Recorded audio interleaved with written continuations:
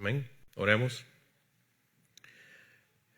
Padre, una vez más, aquí estamos delante de tu presencia. Dios mío, y en este momento para exponernos a tu palabra la cual tú inspiraste para que tus hijos fuéramos edificados y para que las almas, Señor, puedan salvarse. Padre, te pedimos que tú nos dirijas en esta hora de manera muy especial, como hasta aquí lo has hecho. Que hable a nuestras vidas, que dirija nuestros pensamientos y que podamos salir de este lugar en el día de hoy sabiendo, conscientes, seguros de que eres tú que has hablado a nuestra vida por tu palabra. Ayúdanos, Señor, guíanos y habla a nuestras vidas. Te lo pedimos por Jesucristo, tu Hijo amado. Amén.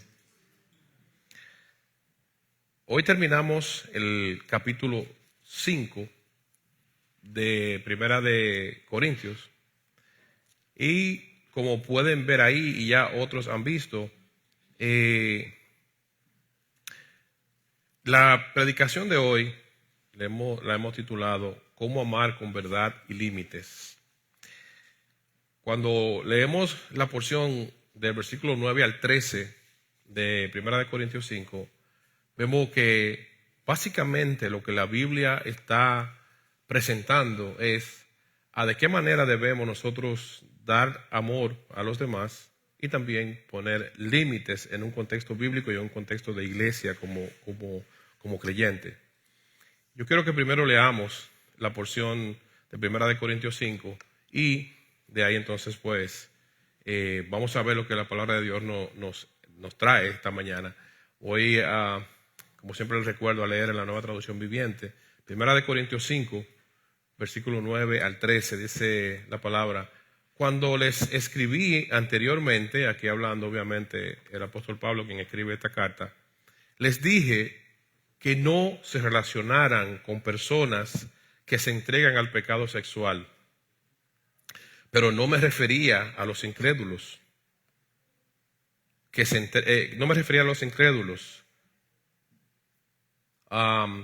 al pecado sexual, o son avaros o estafadores o rinden culto a ídolos.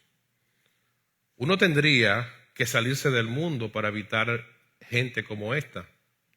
Lo que quise decir es, no se relacionen con ninguno que afirma ser creyente y aún así se entrega al pecado sexual, o es avaro, o rinde culto a ídolos, o insulta, o es borracho o estafador.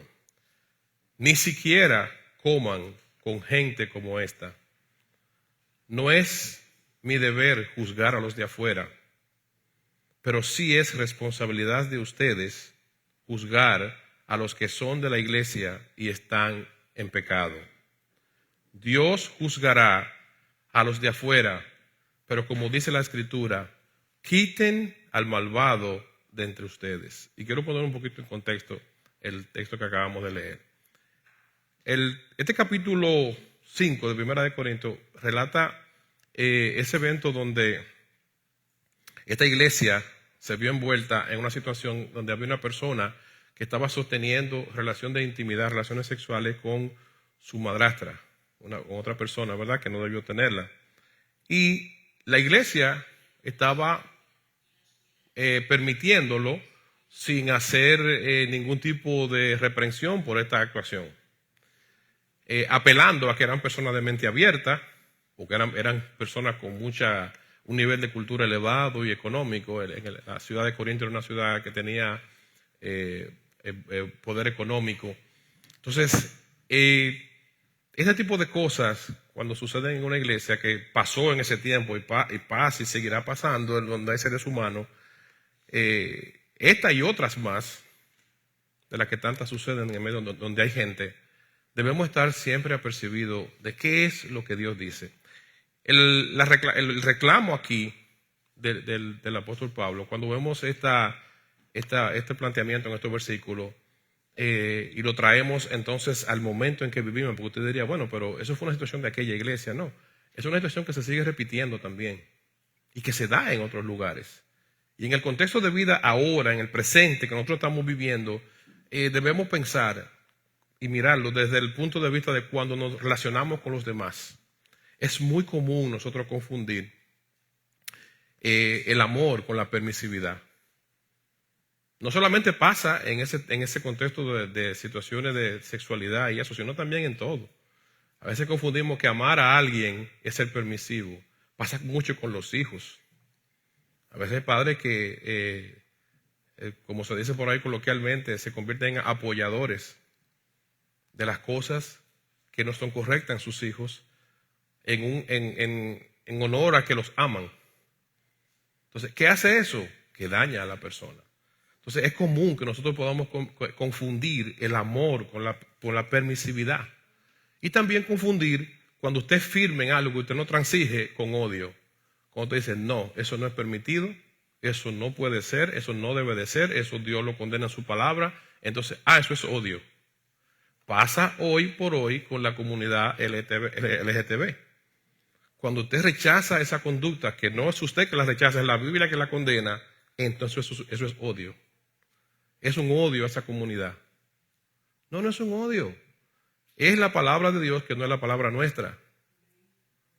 Entonces, ahí es donde debemos nosotros tener cuidado y como iglesia tratar de no caer en este tipo de errores. Como creyente tratar de no caer en este tipo de errores. Porque son dos errores fundamentales que nosotros cometemos como individuo y por ende como iglesia. Y es que juzgamos con dureza a la gente que no conoce a Dios. Por ejemplo, en este caso, si una persona está en esa comunidad que acabamos de mencionar, podemos juzgar con dureza a esa persona. La Biblia no nos llama a eso tampoco. Una cosa es que alguien esté en medio nuestro diciendo que es cristiano o ya bautizado y dado los pasos del lugar, entendiendo que son cristianos, y adopte este tipo de conducta. Y otra cosa es una persona que está fuera de la iglesia a la cual usted le predica el evangelio y quiere que su alma se salve. Son dos cosas muy diferentes. Entonces, al que está afuera, yo no debo juzgarlo. La Biblia me dice que no lo juzgue. Eso es lo que me está diciendo aquí la palabra. Al que está en su delito afuera, la Biblia me manda a amarlo y a tener compasión de él. Ahora, al que ya se dice ser un cristiano, la Biblia da parámetros para la vida cristiana. Ahí sí nosotros debemos, unos a otros, cuidarnos y mantenernos a cuenta. No, esto no es permitido.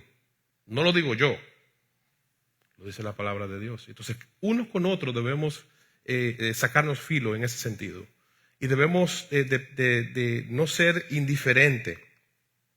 Cuando una persona está en un error dentro de la iglesia y está pecando, yo no puedo hacerme de la vista gorda por no entrar en un conflicto, que es otro error que pasa. Bueno, yo sé que la hermana tal o el hermano tal está en esta situación, pero yo no me quiero meter en eso, porque si no ya tú sabes lo que se va a armar. Si ya yo lo sé, como creyente, yo tengo el deber de tomar acción en eso. Llamar a esa persona y dar todos los pasos que la Biblia establece para llamar a la atención de esa persona. No como que yo sea el que te voy a corregir, sino para recordarte la palabra de Dios. Porque yo soy igual que tú de débil y podría estar en tu situación. Y de la misma manera otros están llamados por la Biblia a llamarme a cuentas. Pero es esa rendición de cuenta mutua que debemos mantener nosotros pendientes para que no caigamos en este error. Por eso este pasaje de 1 Corintios 5 nos enseña a que nosotros no debemos juzgar a las personas de afuera, como decía ahorita. En cambio, debemos tener compasión por ellas. Debemos tener también entre nosotros la responsabilidad de ayudarnos para que nosotros podamos juntos serle fieles a Dios. Yo debo tener siempre en mi pensamiento que cuando yo observo el error de un hermano en la fe, yo no soy Dios ni soy un juez. Yo observo a una persona que yo amo en Cristo y quiero que le vaya bien. Debe ser la motivación de mi señalamiento. Para cuando me esté pasando a mí, también se haga lo mismo conmigo. Cuando esté cayendo en un error, que hayan personas que vigilen por mí. En inglés se usa mucho la palabra accountability. Rendir cuentas. Mantenerse rindiendo cuentas mutuamente. Donde yo tengo personas que vigilan por mí y yo vigilo por ellos. Si habemos 100 personas y 100 personas están vigilando por mí, son 100 personas que me están cuidando. Son 100 personas que están procurando que a mí me vaya bien. Y que si estoy en un error, como un hombre, una mujer de Dios, esa persona me va a ayudar a que yo no fracase por ese error. Por eso, cuando vemos el llamamiento que hace aquí la palabra, vemos que estamos llamados a tener compasión con la gente del mundo. Tener compasión con la gente que está afuera. No pararme aquí y decir, estos son unos sinvergüenza, estos son unos hijos del diablo, estos son aquellos, no. La Biblia manda a tener compasión por esa gente y a darle testimonio. Si ellos están así, entonces si yo entiendo que tengo la verdad, ¿qué yo le estoy mostrando? ¿Qué verdad yo le estoy modelando a esa gente? Cuando leemos los versículos 9 y 10 nuevamente de esta porción de 1 Corintios 5, vemos que hay en el versículo 10 hay una aclaración que hace el escritor de Corintios. Dice, cuando yo le dije a ustedes que no se juntaran con esa gente, yo no me refería a los incrédulos, o sea, a las personas que no son creyentes. Dice, yo me estoy refiriendo a las personas que se dicen ser cristianos y están tomando este tipo de actitud. Porque nosotros no podemos pedirle a los de afuera de la iglesia que vivan como cristianos, porque no lo son. Ellos no conocen a Dios, por tanto ellos no pueden vivir como cristianos. No podemos pedirle eso a una gente de afuera. Ahora el que está adentro sí. Es como que yo, por ejemplo, vaya a un hospital y hayan personas allí quejándose de dolor, tosiendo. Y yo no puedo pedirle que no lo hagan, porque ellos están en un hospital y están ahí por algo, por una dolencia o por una afección de salud. Ellos están en el lugar correcto. Entonces las cosas se ponen en el contexto que deben de ponerse. De la misma manera, vemos como en el ministerio terrenal de Jesús, Jesús se acercó a las personas en su necesidad. Hay un famoso pasaje en la Biblia donde Jesús se acerca a una mujer que era prostituta, una samaritana, que había tenido un montón de maridos y que tenía una vida bien desordenada. Y ya usted sabe lo que significaba eso en un contexto judío donde se escribió la Biblia. Eso era condenar a Jesús porque se acercó a esa mujer. Pero Jesús tuvo compasión de esa mujer. Compasión de la vida ruin que esa mujer estaba llevando. Compasión porque cuando una persona anda en esos caminos, esa persona no tiene sentido para su vida. La vida desordenada es una señal clara y evidente de que esa persona vive sin propósito. La persona que vive con propósito, la persona que ha alcanzado la plenitud de vida en Cristo, cada día es un día de avance y es un día de gloria para esa persona. Cada día de su vida es un día donde va creciendo y acercándose más a Dios.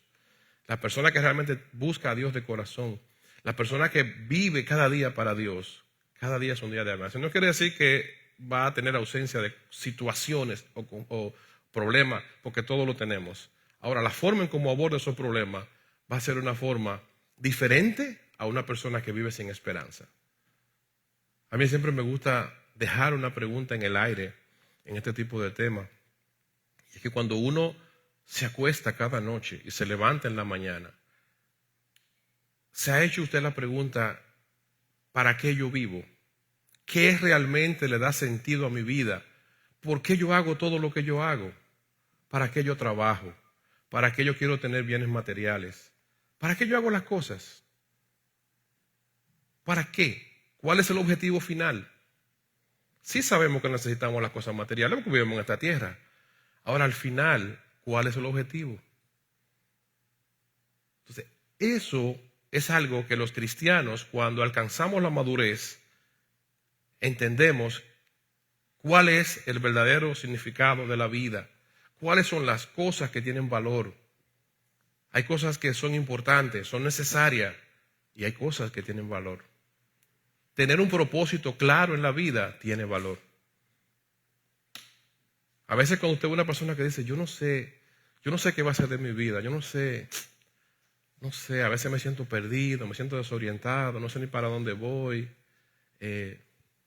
una rutina, todo lo mismo, no hay propósito. En un hijo de Dios eso no existe. En un hijo de Dios genuino eso no existe, hay propósito de vida.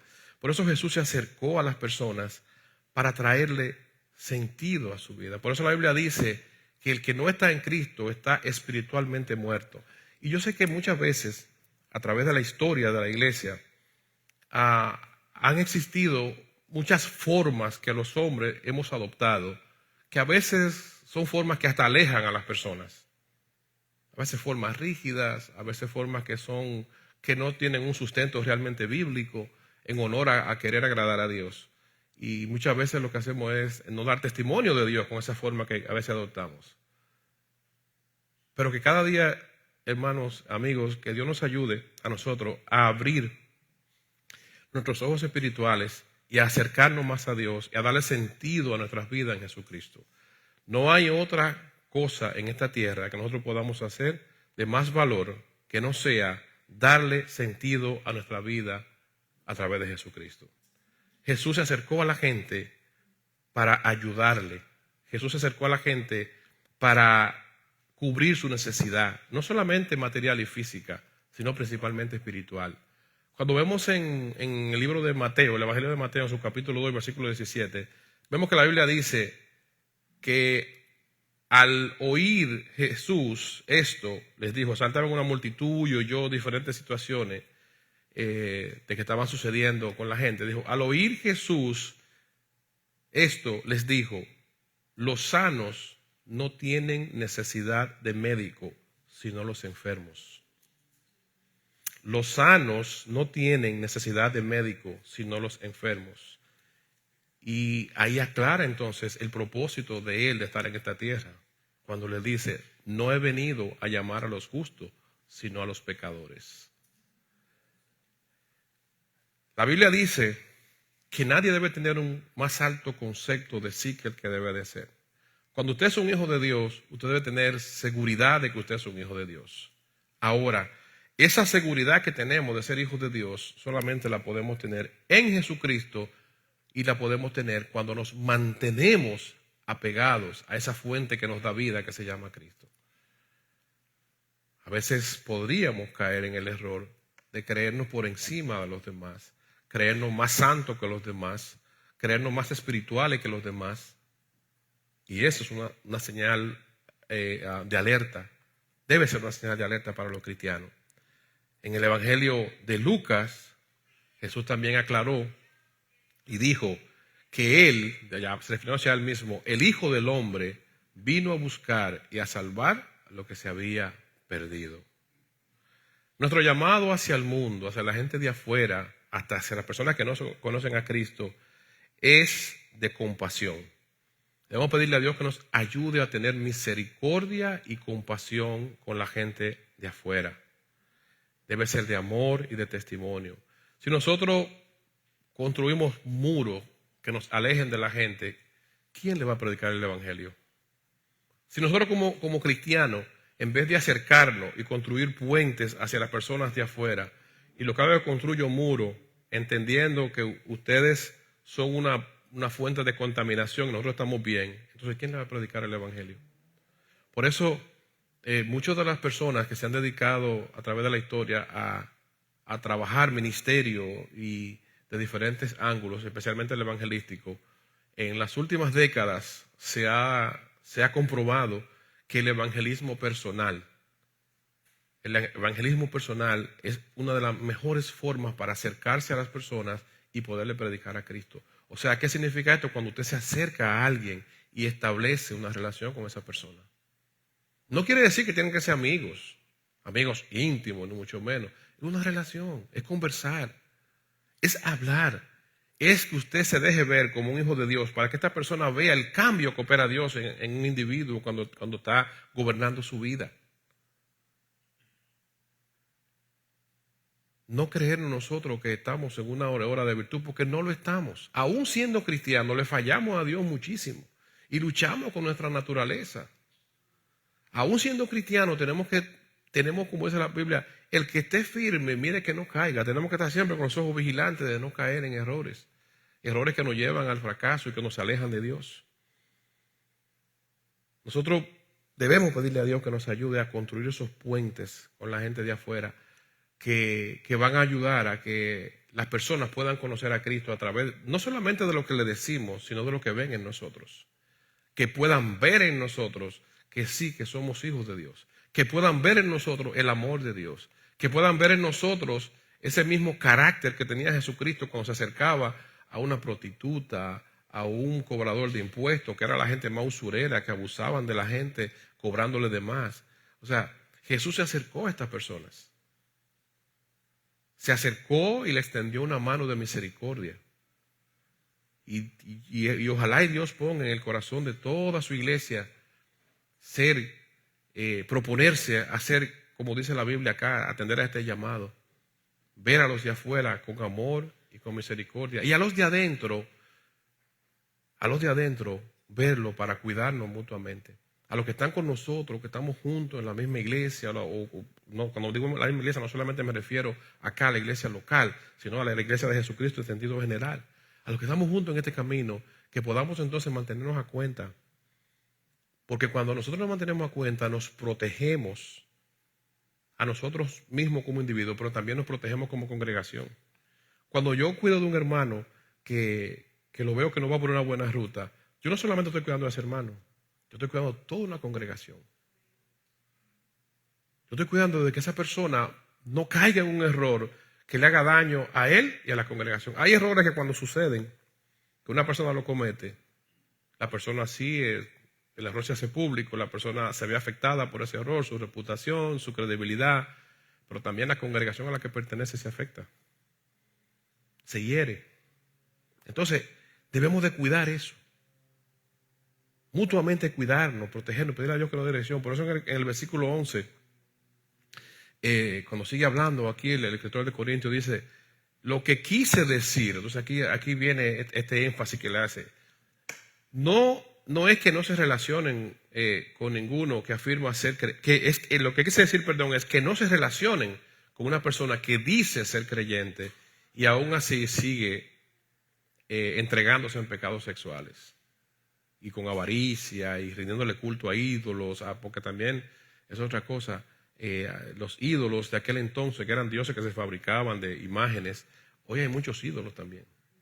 Hay gente que tiene idolatría por las redes sociales, hay gente que tiene idolatría por el dinero, hay gente que tiene idolatría por rendirle culto a su cuerpo, a su belleza, hay gente que tiene diferentes tipos de idolatrías.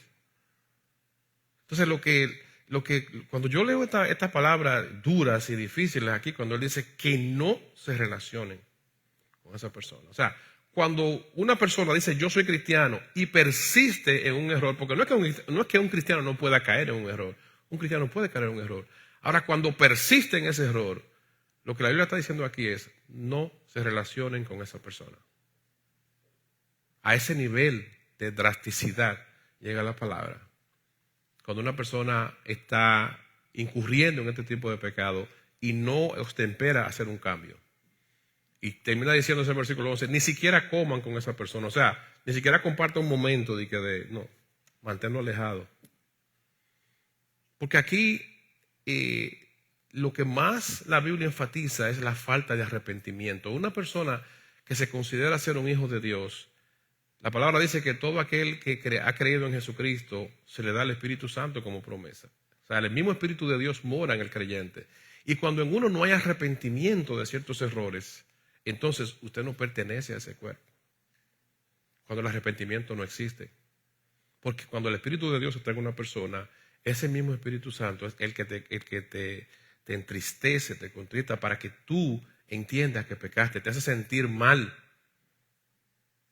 Porque es una naturaleza santa luchando con una naturaleza pecaminosa.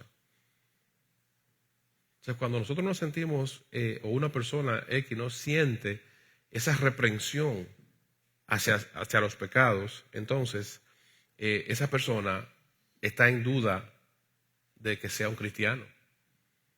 Y por ende, si se mantiene dentro de la iglesia, como decía el apóstol Pablo, cuando le llamaba a esa gente falsos hermanos.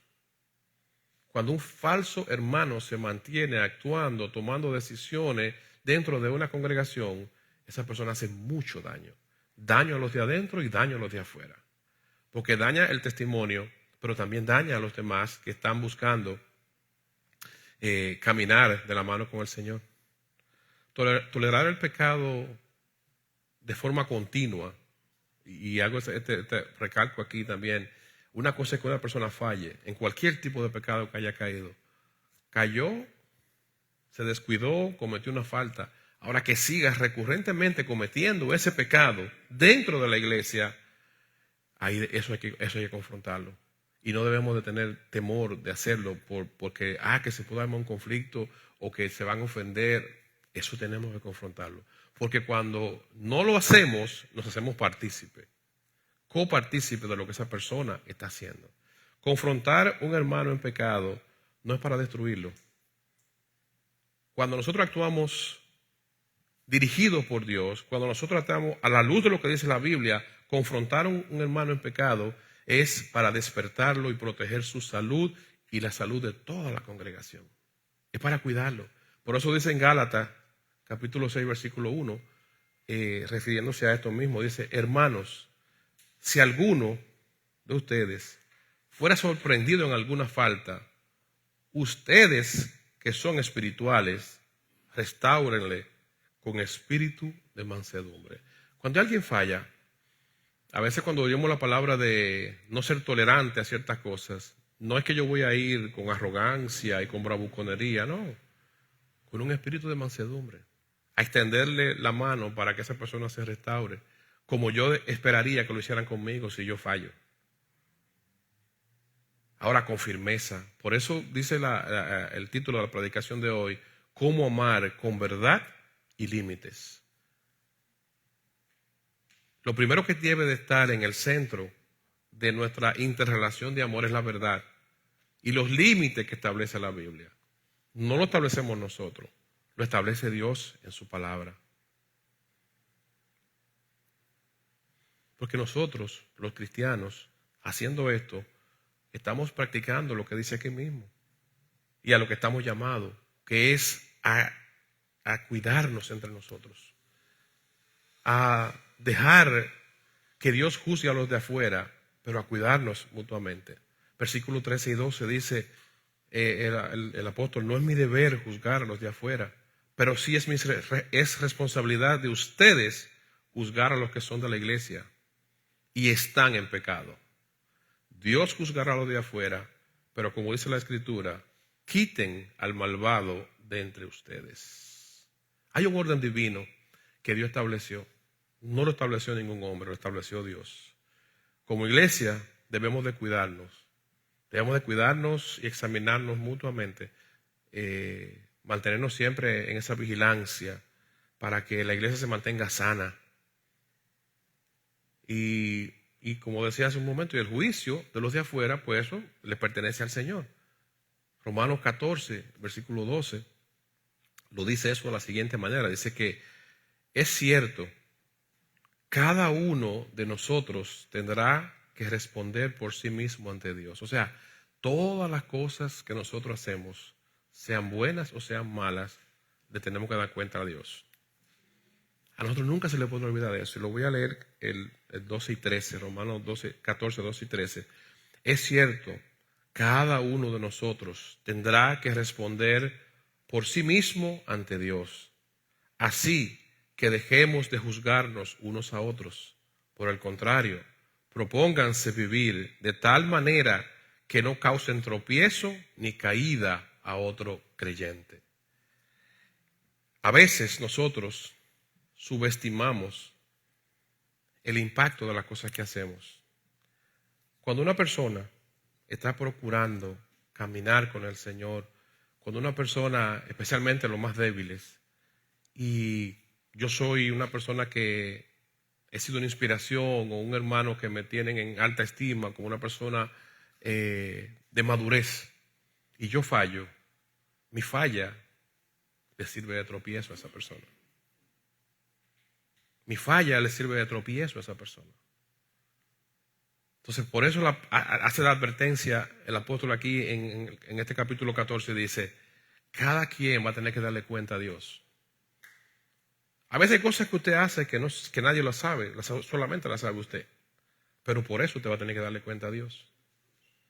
No debemos vivir ignorando que todo ser humano tendrá que presentarse ante el tribunal de Cristo y rendir cuenta. Y a diario también, en nuestro diario vivir, tenemos que rendirle cuenta al Señor. Dios todo lo ve. Porque Dios es un juez perfecto, Dios es un juez santo. Dios es un Dios de amor. Y Él juzga nuestras acciones, tanto las buenas como las malas. Los cristianos estamos llamados a cuidarnos, a animarnos y a rendirnos cuenta. Por eso cuando un hermano me llama por algo que yo estoy haciendo mal, yo no puedo decirle a ese hermano, pero ¿y quién eres tú para llamarme a cuenta? No, ese hermano bíblicamente tiene esa autoridad. La Biblia le da esa autoridad.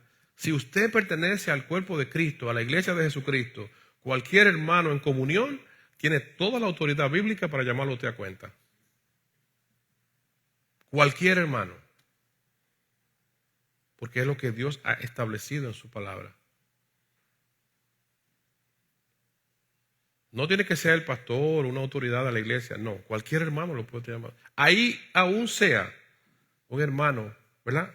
También hay una metodología para eso. A un anciano, a un diácono, a una persona que tenga autoridad. Usando los pasos que dice la Biblia, ¿verdad? De la forma que dice la Biblia. Si esa persona no anda bien, también tiene todo el derecho, bíblicamente, de llamarle y decir, hermano, mire, yo estoy mirando esto y entiendo que esto no está bien. La Biblia dice esto y estamos observando esto.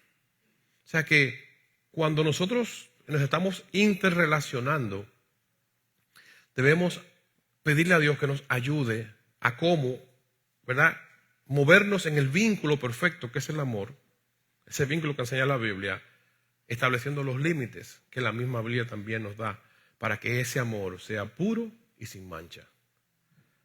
Porque si lo dejamos a consideración de nosotros, va a haber problemas.